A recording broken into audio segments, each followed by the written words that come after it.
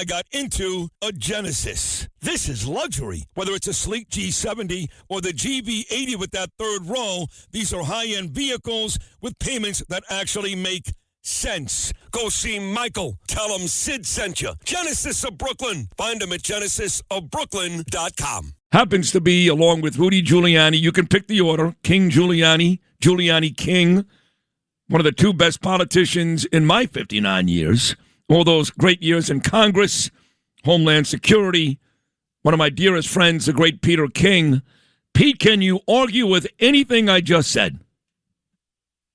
I agree 1,000%. And you can speak to your people, Jews who support Mandami. I cannot believe how any Jew could ever support Mandami. I know it's always difficult getting involved with other people's religions and ethnic groups, but to me, just looking at it in a cold, practical way, everything this man says is anti-Semitic, anti-Israel. And again, sure, you can have policy differences with any country in the world, but no one articulates them or expresses them with the venom that Mandami does toward Israel. And that's just the reality of it.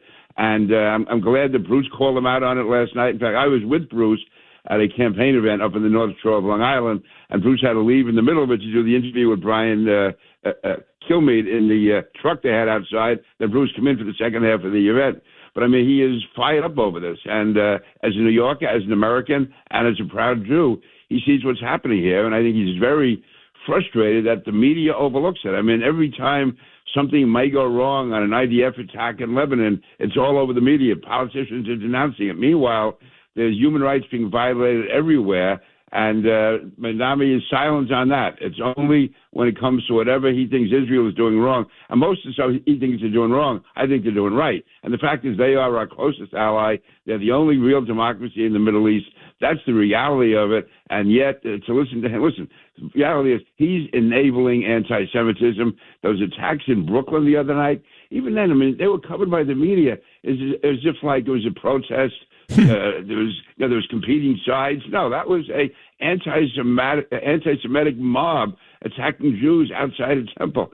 You know, I was obviously in politics for a long time, and there was always the occasional swastika would appear here or there. There would be some anti-Semitic remarks being made somewhere, but it was never serious. There was always some psychos off on the side. Now it's a concerted effort, and it's being enabled and supported by too many people in the mainstream, not just Jews, but also, again, by so many people who claim to be advocates of human rights and civil rights, but somehow they just look upon what is anti-Semitism as just an expression of free speech. I mean, God forbid that was done 10 years ago, 15 years ago. Every decent person would have been outraged. Today, it's like 50-50, and I find that really dangerous. I don't want New York to turn into, Berlin in the 1930s. It is already, and, you get this guy, Christoph, who won 2 Pulitzer Prizes, okay? This guy's a real big deal, right? He writes a story in the New York Times, you can't make this up, that Israel has been training dogs, to rape Palestinian prisoners in Israeli jails. Swear to God, he wrote the story like it's fact. Israel is training dogs to rape Palestinian prisoners. In the meantime, NewYorkPost.com this morning, top story. We have found out, we knew this already, that Hamas not only raped innocent girls and guys, but mostly girls, obviously, but they actually made some of their hostages, family members, have sex. They made brothers and sisters have sex, fathers and daughters have sex to further humiliate them and try to destroy the family. The New York Times wrote a piece about Israeli training dogs to rape Palestinians. You think anyone's going to talk about the latest story that involves Hamas that the New York Post did write this morning? No, at most, it might get a footnote in some story about Israel doing the wrong thing. I mean, it's just such bias that's out there. And it's, as Ruth, though, said, yes, it's anti-Semitism, but it's also anti-Americanism. Because right now, Israel is the most prominent voice out there, standing for the values of the Judeo-Christian world, exemplified by the United States. So if they can attack Jews, if they can attack Israel, then that just weakens America. And again, all the traditions and values and principles we have, neighborhood beliefs, all that's being torn apart. So it's, again, the Jews are the front ones right now. They're getting hit. But in many ways, they're just taking the blows for the rest of us.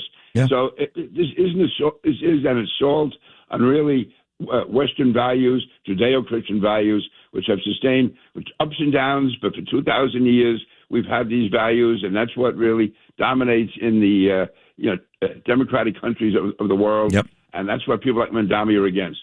One more on this. I grew up in that Midwood section of Brooklyn. I grew up 2216 Quentin Road, right there.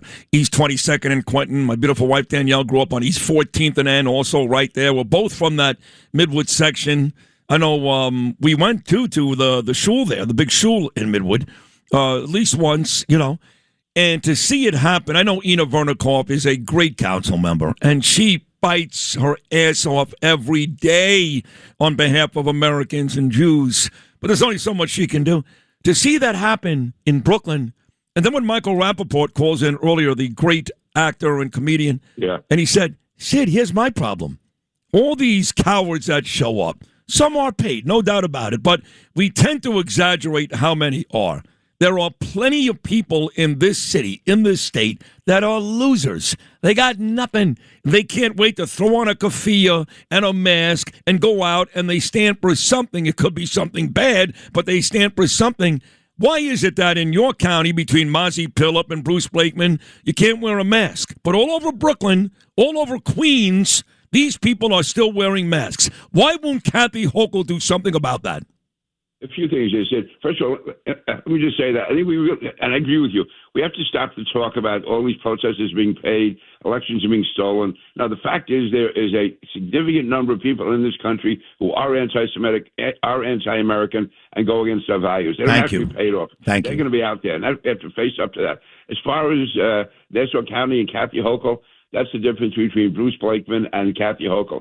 Bruce Blakeman has made it clear that you cannot wear masks at demonstrations. He's going to enforce that. It was introduced by, again, Mazi Philip, a African-American from Ethiopia who fought in the Israeli IDF.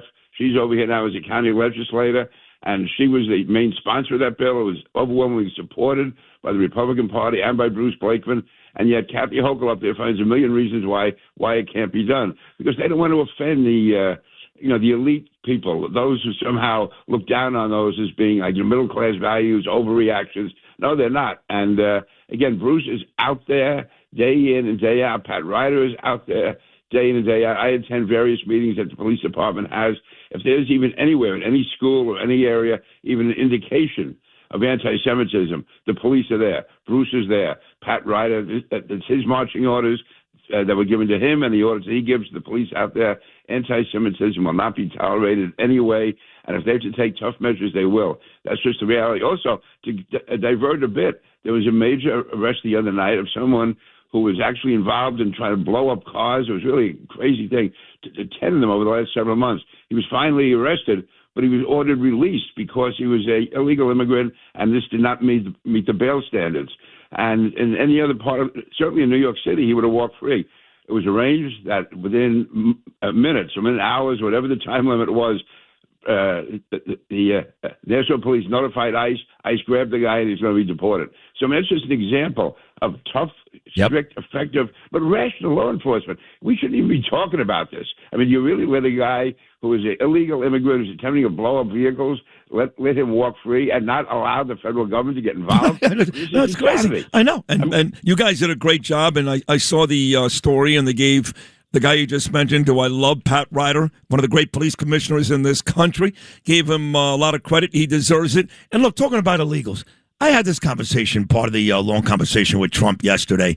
All these Democrats that hate ICE, because Troublemaker Good ended up dead, God rest her soul. Troublemaker Petty ended up dead, God rest his soul. They're not talking about the thousands and thousands and thousands of really bad people, murderers, rapists, drug dealers that have been arrested, that have been deported, okay? They talk about 2 people that never should have been there. Never. Didn't deserve to die, but shouldn't have been there. That's what they talk about.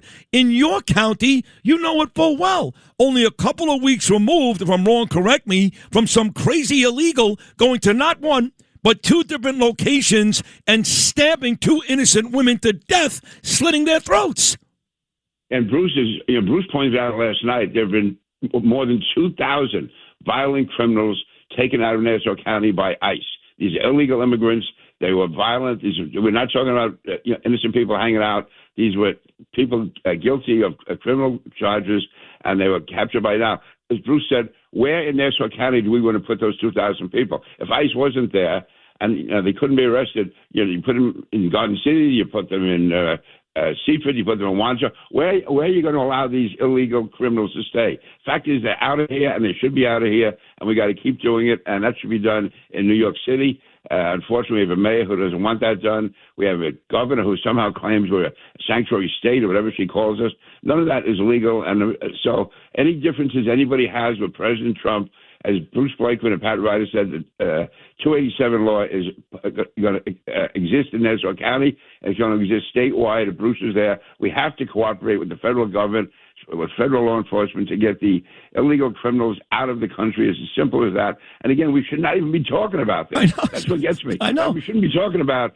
anti-Semitic riots in Brooklyn and how far they should be allowed to go. Right. And they're just wrong. It's as simple as that. Stop them, end them. You're exactly right. The fact we're even having this discussion makes me equally as angry as the videos I watch. Great former Congressman Peter King, and does a tremendous job on this show every Wednesday. He's on the station all week. You know why.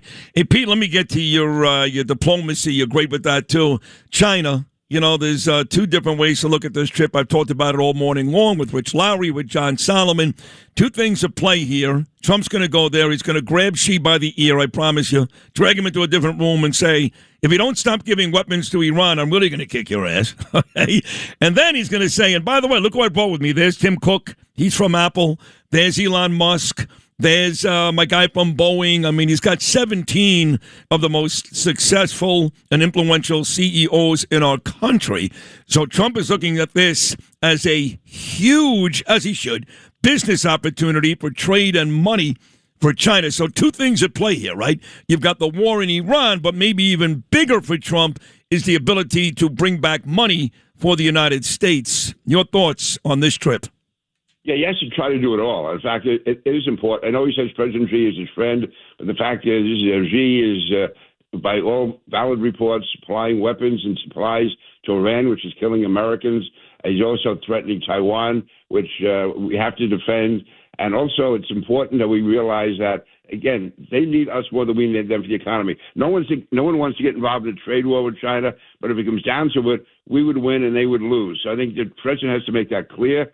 The fact that China, as hard as they're trying, they are still not what the United States is in any way, militarily or economically. We have the upper hand, and everything efforts we made, they should stop what they're doing with Iran. They can put pressure on Iran. Also, we are more than willing to work with them economically, but they can't be constantly involved in industrial espionage, having a Chinese police station right here in New York, having a Chinese mayor who was a communist agent in California. Yeah. So, no, there's a lot of pressure here. I think President Trump can do it. He has to do it. And, again, President Xi may be his friend, but he's not a friend of the United States. He is an adversary. He's a foe. We have to keep that in mind. We can do it diplomatically, but we have to do it. And if anyone can do it, it's President Trump. If anyone can make a tough deal, it's Donald Trump. You say he's not his friend. He's not the country's friend. He's the president's friend. And the president does this stuff all the time. Only the idiots, the liberal media, the Democrats, they take it literally. He'll call Putin a friend. He'll call Kim Jong-un a friend. He doesn't like Russia. He doesn't like North Korea. Doesn't like China. But he has... Good things about Mandami. We know what he really feels Right, about him. exactly. I tried again yesterday to do my best. He won't talk bad about Mamdani because he has figured out that instead of bashing them like Democrats do, you get nowhere. You're nice. I know how he feels in his heart of hearts, but he's proven he gets stuff done. But you're right about Xi. Now let's go to Putin. It turns out that maybe he's coming to the realization it ain't working. Right? He's not doing well militarily, right? He would eventually win, but God, how many people have to die before that's the case? It has basically bankrupted Russia. So reports were a couple of days ago that Putin is considering maybe it's time to end the war. What do you think? Yeah, I mean, he's lost, I think, twice as many people as Ukraine has lost. Yep. I think they've gained almost, 1% of what they were trying to get on the land, and to lose that many people, and again, they're on the verge of bankruptcy. And hopefully, again, right now, Putin is very ripe to have pressure put on him to do the right thing, call an end to this, give balanced security guarantees to Ukraine and the aggression, and then go forward. Ukraine doesn't have to be in NATO, but if they get some guarantees against Russia, if Putin backs off, because it's in his advantage also. We've shown that we're not going to, allow Russia to win. We're not going to allow Russia to be a dominant power in Europe, and he should realize that. And again, President Trump is in a unique position to do that, both with China and with Russia. I think he's going to do it both. I think he's going to find a way to end all of it. He's already ended 8 world conflicts. It may be 10 or 11 by the time he's done. Who knows? Peter King, as always. I'll give you some advice, though. You're saying that you have to be nice. You have to start being nice to people. You can't be fighting with every rabbi. You can't be fighting with everyone who comes on your show. Right. And I did find, though, 2 people like you last night. I saw Lee and Leah from the Nassau Police. Love them. They said, give their love to Sid. Oh, my God. That's all you have to say to me. Give your love to Sid. My God, it ruined my night.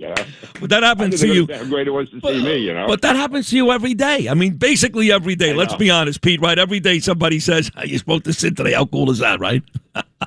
Yeah, I'm not happy about it either, but I have to say. Give my regards to those 2 lovely ladies and great crime fighters, too. They do a great job protecting Bruce and you. Pete King, great job. I love you, buddy, as always. Thank you so much. You got it, Sid. Thanks. The great Pete King right there, the amazing Congressman, Homeland Security, and nothing you can't discuss with Pete either. He is well-rounded, knows everything. So thank you, Pete, for another great Wednesday appearance.